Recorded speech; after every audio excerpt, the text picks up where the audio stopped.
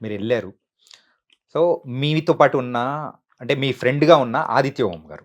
హ్మ్. ఆదిత్య ఓం గారు మిమ్మల్ని అంటే నామినేట్ చేయడం అనేది మీకెలా అనిపించింది ఆ మొమెంట్‌లో? నిజంగా ఖచ్చితంగా ఫస్ట్ బాధ టైమ్ ఏమి అనిపించింది. అనిపియలే.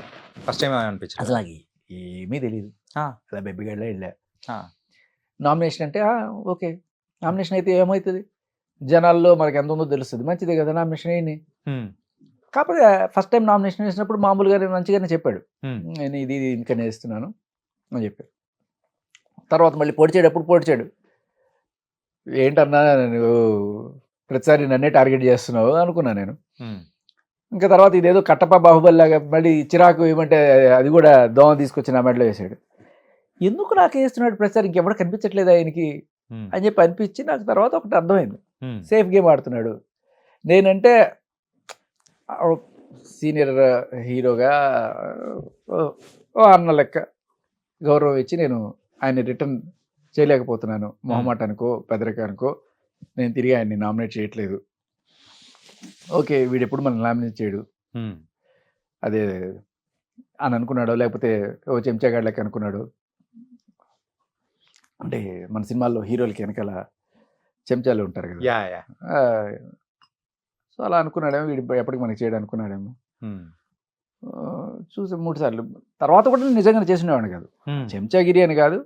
బట్ అవుట్ ఆఫ్ పెద్ద ఆయన ఎప్పుడు కూడా ఆయన ఏమి నన్ను ఏమి హర్ట్ చేయలేదు. హ్మ్. సరే ఇది కూడా సరదాగా తీసుకున్నాను. ఆ దోమ వేసిన సరదాగా తీసుకున్నాను. వెనకాల పోసినా కూడా కట్టప్ప బాహుబలిని పొడిచాడు అన్నట్టుగా యాహ్!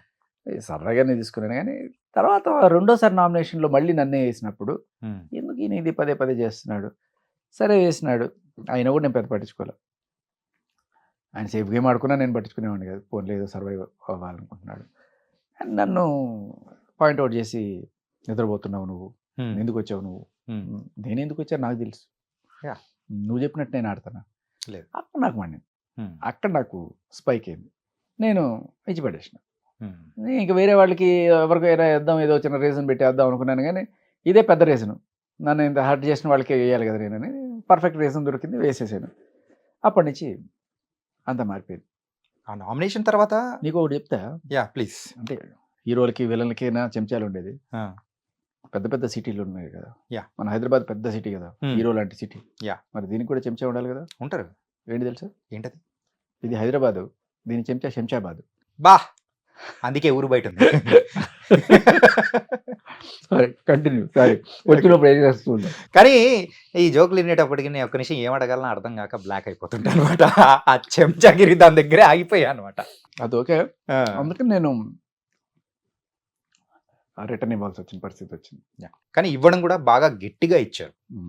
కాకపోతే అక్కడ పూలదండలు వేసే టైంలలో సో, అక్కడ నేను ఫస్ట్‌లోనే అడిగాను. ఏందంటే అందరికి మీరు ముందుగానే చెప్పారా? అంటే నన్ను బయటికి పంపించండి అని చెప్పారా? లేకపోతే వాళ్ళే వాలంటరీగా అని చెప్పాను. చెప్పారు.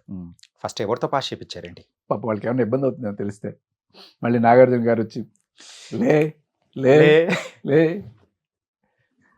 బిగ్ బాస్ని మోసం చేస్తారా మీరు అంటే నాగార్జున గారు చాలా క్లియర్గా చెప్పారు. హ్మ్. ఒకవేళ శేఖర్కి వేసేటప్పుడు మాత్రం మీరు ఈ రీజన్ చెప్పకండి. హ్మ్. కొడుకు పుట్టాడు అందుకని బిడ్డను చూసుకోవడానికి వెళ్ళాలి అని చెప్పి ఇట్లాంటి డ్రామాలు ఆడకండి అని చెప్పి ఆయన చెప్పారు. హ్మ్. మన వాళ్ళు ఇంకా తెలియని వాళ్ళు కదా, వేరే రీజన్ చెప్తారు, హ్మ్. వేసేది వేస్తారు. సో నేనంటే పొద్దున్నే మొత్తం చాలా క్లియర్గా అన్నీ సర్దేసి సూట్ కేసులు అన్నీ సర్దేసిన తర్వాత ఇంకా చిన్న ఉంటాయి కదా. హ్మ్. లాస్ట్ వీక్లో నాకు సర్లే అంత ఈజీగా అయిపోతామా మనం, హ్మ్. బాగానే ఎంటర్టైన్ చేశాను కదా, అయినా పంపించేస్తారా ఉండదులే అనుకుని పెద్ద సర్దినా కూడా ఆ చిన్న చిన్న ఇంకో బాక్స్ ఉంటుంది హ్మ్. మన టూత్ పేస్ట్లు ఇవన్నీ కూడా, యాహ్! అవన్నీ కూడా అక్కడే పెట్టాను. డైలీ ఈసారి మాత్రం ముందే అన్ని ప్యాక్ చేసేసి క్లియర్గా ఏ చిన్న అవకాశం వచ్చినా నన్ను పంపించేయండి అని అందరికీ చెప్పాను. హుహు. జనరల్గా రాదు, ఎందుకంటే ప్రతిదీ వాళ్ళే డిసైడ్ చేస్తారు. Yeah! Red blue, red green ఇస్తారు. గ్రీన్ వచ్చిందా నువ్వు సేఫ్, హ్మ్. రెడ్ వచ్చిందా నువ్వు గాన్. ఇలా 4-5 లాస్ట్ రౌండ్ లాస్ట్ మేము చూడాల. హ్మ్. అంటే మణికంఠ అండ్ బేబక్క వెళ్ళినప్పుడు అక్కడ వరకే మేము చూసాం. లాస్ట్ ఇద్దరిని ఎక్కడికో డ్రమ్ములు కొట్టే దగ్గరికి ఏదో తీసుకెళ్ళాడు. అది మేము చూడలేకపోయాం. మీరు చూస్తుంటారేమో. యాహ్! చూసారా? చూసాను. సో దాంట్లో ఏంటి అన్న చాయిస్ ఉండిందా లేకపోతే లేదు చాయిస్ ఏం లేదు. ఏంటంటే అది అక్కడ మీరు అన్నట్టే బ్లూ ఆర్ రెడ్ అన్నాడు, వచ్చింది. సారీ గ్రీన్ ఆర్ రెడ్ అన్నట్టు ఆ టైప్లోనే ఇచ్చి Yeah. సో కానీ బజర్ నాకు ఇచ్చేసి పంపించారు. నాకేంటంటే ఎక్కడో దొరకపోద్దా, ఎక్కడైనా ఏది దొరికినా కూడా వచ్చేద్దాం బయటికి అన్న టైప్లోనే నేను ఉండే. అందరికీ చెప్పి పెట్టా, ఏదైనా అవకాశం వస్తే దయచేసి మీరు నన్ను వేరే రకంగా అనుకోకండి, ఇది డ్రామా అనుకోకండి, ఇంకేమనుకోకండి, పంపించేయండి. ఐఎమ్ హ్యాపీ, బయటికి వెళ్ళాలి, నేను అవసరం కూడా ఉంది అని చెప్పాను. కొంతమంది వీడేదో డ్రామా ఆడుతున్నాను అనుకునే వాళ్ళు కూడా ఉంటారు. ఆదిత్య కూడా అదే అనుకున్నాడు. నాకు తెలుసురా, నేనే వెళ్తానని, ఇక్కడ నాకు అర్థమైపోయింది. నాకు సార్ కూడా చెప్పారు. లాస్ట్ టైం కూడా నేను పెర్ఫార్మెన్స్లో నన్ను చూపించారు. ఎవరు ఆదిత్య గారు? అండ్ అలాగే ఈ బ్లాక్ పోసి వైట్ పోసారు కదా లిక్విడ్లు, పోసేటప్పుడు కూడా ఈయనకి ఎక్కువ బ్లాక్ లిక్విడ్ పడింది. నాకు తెలుసు నేను పోతానని తెలుసు. నువ్వు నాటకాలు ఆడకు నా దగ్గర, నువ్వు ఇట్లా డ్రామా చేసి, నువ్వు లాస్ట్ టైం కూడా నువ్వు ఇట్లాగే ఉన్నావు, ఈసారి కూడా ఇట్లాగే చేస్తున్నావు నువ్వు అంటే, లేదు ఎక్కువ కూడా అంటే, ఎందుకంటే ఒకసారి నామినేషన్ చేసిన తర్వాత ఆయన నాతో మాట్లాడి తీరు మారిపోయిన తర్వాత, సర్లే ఈయన ఇలాగే మాట్లాడతాడులే, ఇంకా ఇంతకుమించి నేను ఎక్స్పెక్ట్ చేయను అని చెప్పి ఇంకా కామ్గా ఉండే. బట్ అందరికీ చెప్పి పెట్టిన, ఒకసారి ఎప్పుడైతే బిగ్ బాస్లో ద బిగ్గెస్ట్ ట్విస్ట్, ఈసారి నామినేషన్ వేసిన వాళ్ళే, అదే కంటెస్టెంట్సే ఎలిమినేట్ చేయబోతున్నారు అని చెప్పిన తర్వాత వచ్చేసింది అవకాశం అని చెప్పి ఒకసారి నేను ఎవరికైతే ముందుగానే చెప్పి పెట్టాను వాళ్ళందరూ ఓకే కంటి సైగలతోనే మనం మెసేజ్ అంటే మేబీ అంత ఫుటేజ్ వాళ్ళు చూపిస్తారో లేదో నాకు తెలియదు, చెప్పాల్సిన తెలిపోయింది. వెంటనే టక్ టక్ టక్ టక్ టక్ టక్ అందరూ వరుసగా లైన్గా కూర్చున్నారు కాబట్టి ఒకరికొకళ్ళు. కానీ ఒకటి చెప్పనా, మీకు ఓటు వేసిన ప్రేక్షకులు మాత్రం ఎంత బాధపడింటారంటే చాలా బాధపడింటారు. అది వాళ్ళకి నిజంగా నేను సారీ, నాకు ఉన్న పరిస్థితి అలాంటిది. ఒకటి ఫుడ్ పరంగా నేను ఉండలేకపోయా, ఇంకొకటి ఇంకో పక్క బంధం పేగు బంధం లాగుతుంది. సో ఈ రెండే నన్ను ఇలా చేసేది. కానీ మీరు నన్ను ఇష్టపడ్డారనే విషయం, దానివల్లే మీరు బాధపడ్డారనే విషయం నాకు అర్థమైంది. ఖచ్చితంగా మరో వేదిక పైన నేను మిమ్మల్ని గ్యారంటీగా అలరిస్తాను, అదైతే ప్రామిస్. అండ్ బిగ్ బాస్లో యూజువల్గా టాస్క్ల వైజ్ కానీ లేకపోతే ఫ్యామిలీ ఎమోషన్స్ ఇవన్నీ మనం గమనిస్తే ఎప్పుడో ఒక 6th వీక్, ఒక 2 months తర్వాత, 8 weeks తర్వాత చూస్తాం. కానీ ఈ సీజన్లో ఏంటి బ్రో, అసలు సెకండ్ వీకే చేసేస్తున్నారు. అంటే ఆ ఎమోషన్స్ తీసుకురావడం కానీ, టాస్కులు కూడా విపరీతంగా పెట్టడం కానీ, ఎందుకు ఇలా జరిగిందంటారు? ఆ ఎమోషన్స్ తీసుకొచ్చారు కదా, అది కూడా ఒక ట్రిగరింగ్ పాయింట్ నాకు. అది నాన్న సెంటిమెంట్ అన్నప్పుడు నాకు మా బుడ్డది గుర్తొచ్చింది. రోజు నేను ఇంటికి వచ్చిన తర్వాత అది నేను షర్ట్ ఇప్పేసి పడుకుంటా. ఏది నా బుజ్జి జిరాఫీ అంటే మా బుడ్డది వస్తే టిక్ టిక్ టిక్ చెక్కి తొక్కుతూ టుక్కు టుక్కు టుక్కు తొక్కు, దానికి అది సరదా, తొక్కించుకోవడం నాకు సరదా. ఓకే, సో అవన్నీ గుర్తొచ్చేసాయి ఒకసారి. దాన్ని ఎత్తుకొని తిప్పడము అన్నీ కూడా, అంటే నేను దాన్ని మిస్ అవుతున్నానని దానికన్నా పాపం దాన్ని ఇప్పుడు ఎవరు ఎత్తుకుంటున్నారు, ఎవరు తిప్పుతున్నారు, అమ్మ నాన్న కొంచెం పెద్దవాళ్ళు ఎక్కువసేపు చేయలేరు.